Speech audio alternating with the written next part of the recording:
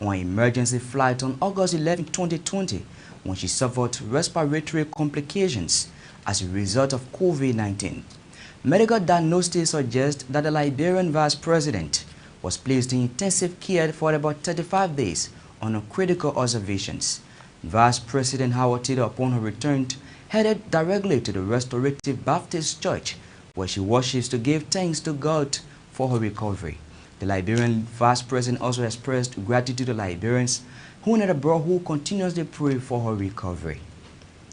Kollie Clinic in Todee District, Mosserado County is said to be running without drugs for nearly 2 months now. Inhabitants of the area are no longer visiting the clinic due to lack of drugs at the facility. KMTV's Yeba has the detail of this story.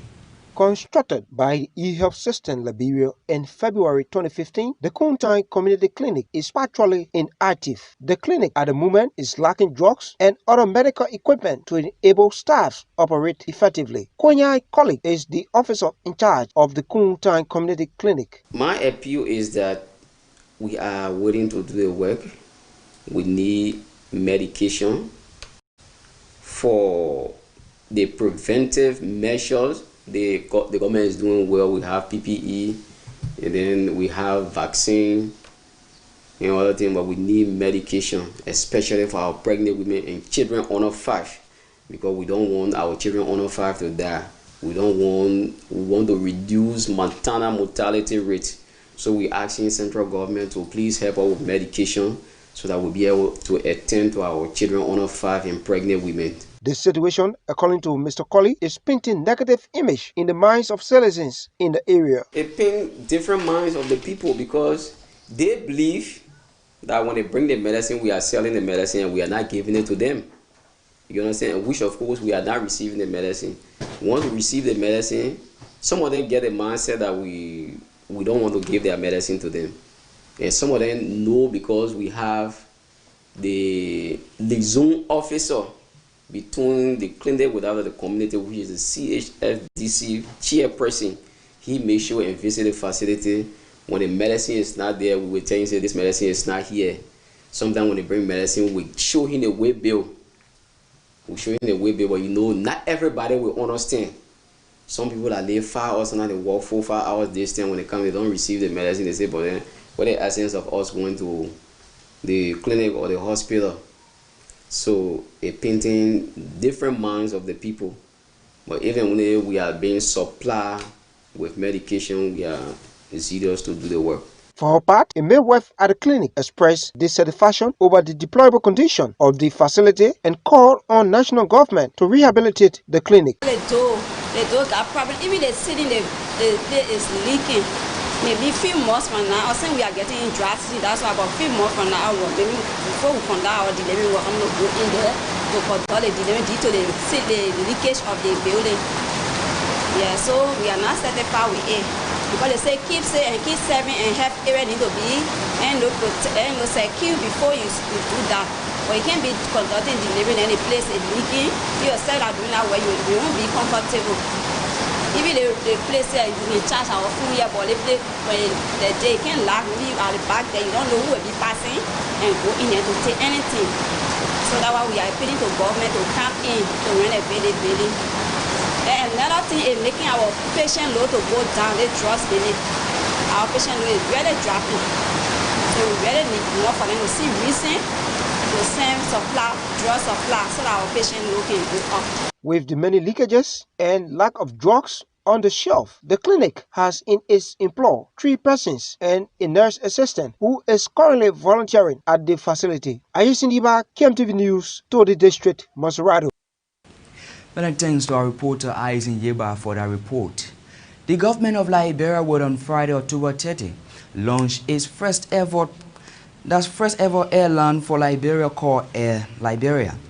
President George Weah will do the honors for the launching ceremony as scheduled to take place at the Rabos International Airport.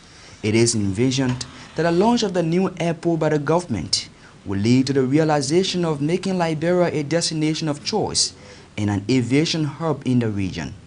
Expected to join the Liberian leader are a full complement of government officials and members of the international community as well as business partners. A non-governmental organization under the banner Women Net organization has been officially launched in the country. The launching ceremony, which was held at the J.W.F. Sherman Memorial High School on Broad Street, brought together voices speaking on the essential potential buried in women that needs to be uncovered. KMTV's Angelina Noah has more. The non-governmental organization has been designed to work within communities by implementing projects and programs that target the socio-economic well-being, human rights of underprivileged and marginalized women and girls in Liberia. The organization seeks to unlock women's potential and help them discover and develop their inherent strength, and has worked for policy reform that brings about systematic change for women and girls in the country. Throughout the last 5 years, we as women have worked within our workplaces and communities, but there is still a lack of confidence, support, and fear, and more improved structures for women to be able to unleash their potential. It's about mentioned as reason as some of the factors that are holding back a lot of women and making them uncomfortable to balance their lives. Apart from that, most people don't understand what a woman really needs to be able to bring out her best, to be able to deliver her best in the workplaces, in our various workplaces, our community, and etc. As we mark our official launch today, we like to show Liberia, Africa, and the global community that women are here to shift women's mindset and help them increase and add value to their lives as they contribute to society. Women-led organization is also here to create mass awareness and impact women and girls to take up leadership opportunities, because one of our major goals is to help women have the courage to turn out their spot. We focus on the survivability of many organizations in Liberia. Mr. Titus Topper, Executive Director of Media Aid Foundation, urged the founders of the organization to focus on the priorities of the organization. SLG, in case we get a donation of $1 million US, what you guys will do? Some of the members bow their head, they started thinking. And some of those who bow their head, they have wishful thinking. So Todee started to smile. So I said, my brother, my dear brother, that's how we call each other. I said, you are smiling. If the 1 million lays in that room right now, people will start to fight. That's the power of money. So as women then you are launching, after this launch, and you check what in the basket, and you realize that you got 100,000 US, what are your plans? Will you start fighting each other for the 100,000 US? That's what happened to many organizations. And they die from the day of birth because of greed for money. So I want to encourage the women in the organization, if you want to survive, you have to be able to guide yourself against how you manage money. Before the money can come, make plans. Personally, I don't invest in material things. I invest in personal development. That's one of the reasons why, if you ask my wife, she will tell you. Some of the problems she will have with me as a young person, I don't invest in material things. I invest in the future. What will happen with Tigers to about 20 years from now? As I'm speaking here, if I fall off. Hundreds of women around the world today bear potential which they are not opportune to unleash, but with more investment into the empowerment of women and girls, there will be hope for transformation in the lives of women. Angelina Noah, KMTV News, Monrovia. Many thanks to Angelina Noah for that report. Monrovia County Senatorial candidate Thomas Fala says investing in the human capacity of young people remains his foremost concern. The Monrovia County District 5 lawmaker said he had observed over the years that people contesting for power have little or no contribution towards the youthful population in the country. He spoke Thursday at the Muslim Congress High School in Monrovia. If you are given a national platform like me, what do? You must change the story around in giving back to society. And that's why we believe in, that's why this president believes in. Because his story too is worse than mine. They will tell you about Gibraltar. How he sold empty bottle on the dump site and all of that to survive. So we share a similar story. That's why we work together to see that we transform the lives of our people. What we went through, we must strive for our children, our friends not to go through them. That's why today you see, when we got this authority, we said, well, if I was suffering to go to school, I need a kid that will come to me and say, Daddy, Uncle, I want to go to school. Can I do something? Yes. Amen. Ask your parents to back up to go to school. Because you should not be denied education. You should not be denied going to school. So we that went through the ranks and fire, went through the struggle, we are under obligation to give back to society. Not all leaders that will come and say, yeah, but we must put a reform. We must make the system to work. You make the system to work, you must also buttress the system to work. Meaning, if you say you believe in education, your investment should be education driven. If you believe in health, your programs should be health driven. But Liberians and Liberians, sometimes you see national leaders, they talking and they talk, but the personal investment doesn't commensurate with what they say. If you say you believe in education and God has blessed you so much, your school do like Thomas Father, do what the president is doing. Deputy Minister for Youth and Sports at the Ministry of Youth and Sport, Andy Kwame, says investing in building youth's capacities is one of the surest ways to creating a safe and secure society. According to the Deputy Minister, with the wave of criminal attacks in recent times, there is an urgent need for stakeholders in the youthful sector to identify concrete steps to tackle the menace. He furthered that the unprivileged youths or Zocos pose a serious threat to national security, adding that youth organizations and government must design strategies to change the narrative. According to the Maintenance Director of the Ministry of Finance and Development Planning, this part of the ministry, which is now the cafeteria, was a site of garbage. Through the instrumentality of Minister Todee, Convert Elliot said the employees at the ministry will now... If we invest well into our children, like former President said, Tama, the people we have in our community called Zogo is a major challenge. If care is not taken, we are in trouble.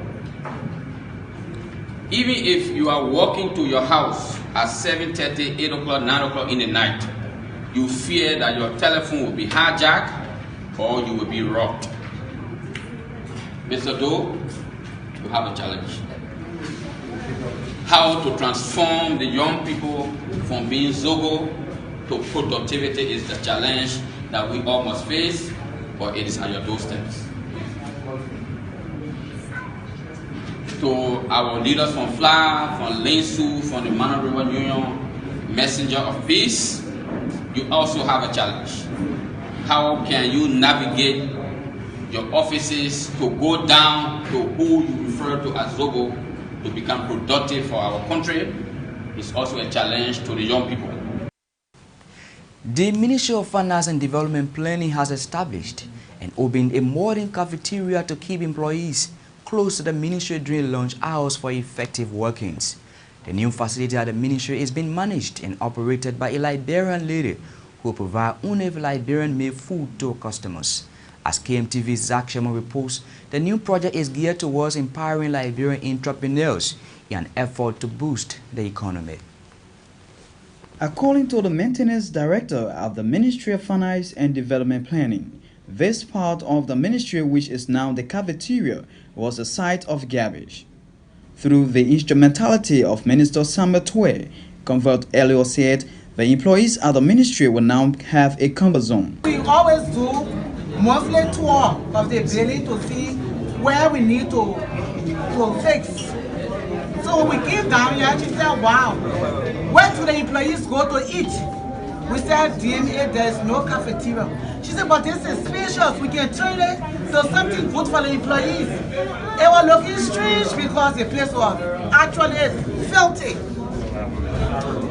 But with the support of administration, and she be on hard working and push kind of person. She pushed all of us around, and today here are we. Cool air, and this place used to be very humid.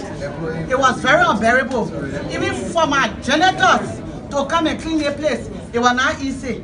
In an effort to provide job opportunity and expand the economy, thus making Liberian participants of their own economy, Finance Minister Samuel Todee said the newly established project will make Liberian entrepreneurs take ownership and manage their own businesses. This, according to the Finance and Development Planning Minister, will make employees be effective during working hours. When people are appointed a position, when people want job, they are supposed to solve problems. This place was out of bounds. For years, people didn't see the vision, but the vision was there. Somebody was sitting on Dama, but they were looking for one cup of red. That's the problem with vision. If you not get a vision, you will perish. You know what they say? She put her own capital in a place here. The Minister of Finance didn't help her. She brought her own money. She probably took money from the bank, right? She took money from the bank. She can't turn the whole place around. So she has to get her money back. That's the way we want to carry Liberia. People have to think and invest and do something to make a living. As minister, I will support her to the fullest for her to recover her business so she can go do the thing another place again. For her part, the head and manager of this cafeteria has assured of sustainable and productive services to employees at the ministry and Liberians at large. The Liberian entrepreneur said Liberians are capable of providing their own traditional food if given the opportunity. Madam Becky Jai at the same time maintained that services at this cafeteria is and will be affordable and paid for in Liberian currency. I'm happy to be here. I'm here to push the Pro agenda. Go anywhere in the world to see a cafeteria like this to get food for $2 US. Not at all. Not at all. Anywhere in the world to have this comfort. So indeed the restaurant is the masses. We'll be having a variety of food. We noticed that most people getting health issues. So we work out here. We do more boil and grill instead of fry. With this new development at the facility of the Ministry of Finance and Development Planning, it could be a test as to whether or not Liberians entrepreneurs like Vicky Jar is capable of maintaining and expanding a business. Zach Dotiama Sherman, KMTV News, Monrovia.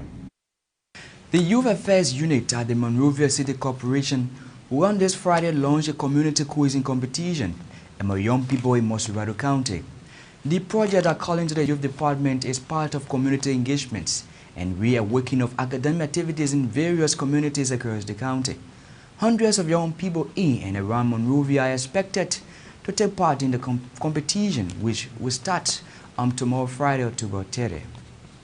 As activities we resume, we have decided to embark on the Memorial Community Quizzing Competition in an effort to enhance development and achieve the fight against illiteracy and prioritize the promotion of grassroots educational activities. As such, process sets the basis for a vibrant and efficient educational system in which scholars can compete academically and perform excellently in public exams and have an academically self-evident and reliant society. It is against this backdrop that the Youth Affairs Unit of the Memorial City Corporation has decided to have the Memorial Communities Quizzing Competition to promote grassroots education in line with Goal 4 of the Sustainable Development Goals, quality education. Henceforth, the Memorial Communities Quizzing Competition will promote grassroots education among community dwellers, create more awareness about the city ordinances and functions of the city government, reawaken the academic spirit in Monrovia, prepare participants for academic challenges in the near future, keep students, community dwellers, and participants engaged with extracurricular activities that will expose them to more knowledge outside of the classroom and provide a platform for students and participants to explore their hidden academic qualities. Furthermore, the company targets 160 communities across 10 electoral districts in Monrovia and Montserrat, with 16 communities for each district respectively. District 7, to be precise, District 8, District 9, District 10, District 11, District 12, District 13, District 14, District 15, and District 16 respectively.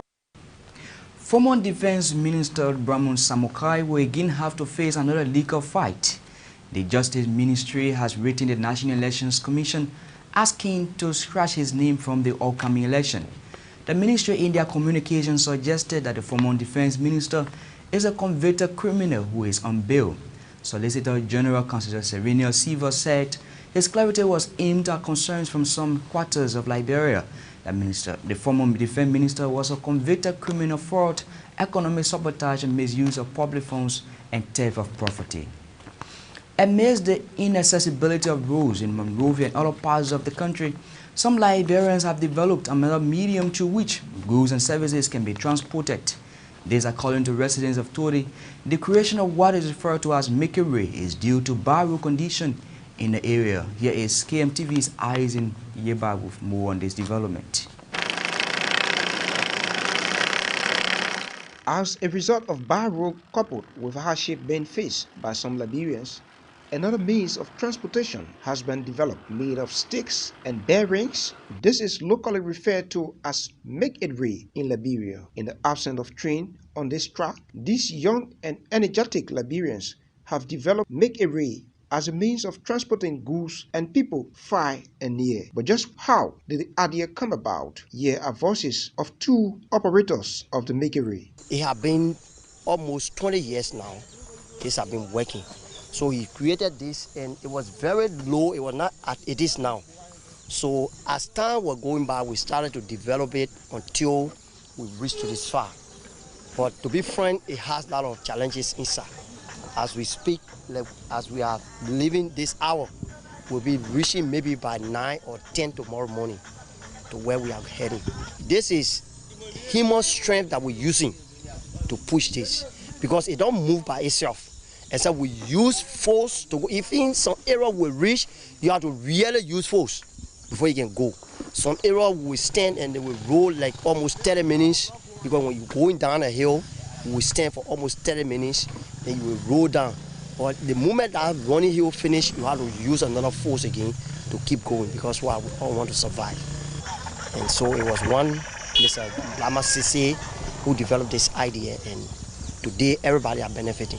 Sometimes when we going, sassy break, water all the whole cold, we leave on the highway, we go back home, go sleep, we can't allow go down. The movement of the make-it-way is predicated upon force being applied and the pushing of it. Are there difficulties in getting this done? Umbrella is tough, to be frank. It's very hard. For this, we are only trying to survive.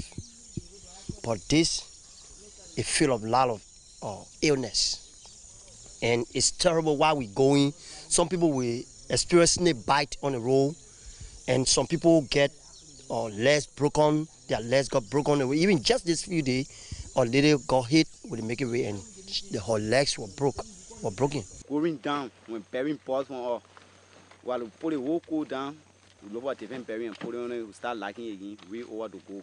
Just what are the views of some passengers on this make-it-way? I'm from Norfolk County. I can't hear, but I just think I'm surviving from all of it. I can point call, I put inside the camera. Rules are not I said I can't be, but I can run with 18 years they carry me. And they are very good, they can run all good, they carry all. But they think when one call us, it can be easy.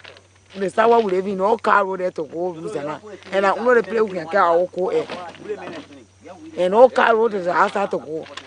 So like yeah, they start we can park, we carry our call, rules are not to sell it to survive. So all of people are living on the mirror, they can put in each other, carry more where they sell it. Or when we be inside, they bury fire. Daddy, God now bless you, you hear. When God bless you, you can't hear. No car on this side, I think no, the 20 on the can get me to change the thing there, to treat the car back will be happy. Sometimes 150 bear, then you come, you love for make it ready drive to carry your coat down. Then the man will tell you, say, before carrying my coat down, you have to cook for me before carrying your coat down. Because when they run, they make it ready, they reach to certain place they call, to the place where they change, you know, a change. They will rest there and eat before they can start the journey again. Because the whole night walking, sometimes we can reach the next day in the morning. We can only sit down, the men and push up. Sometimes we can get, when we reach that change what we're talking about, then we can get down to rest and find something then to eat.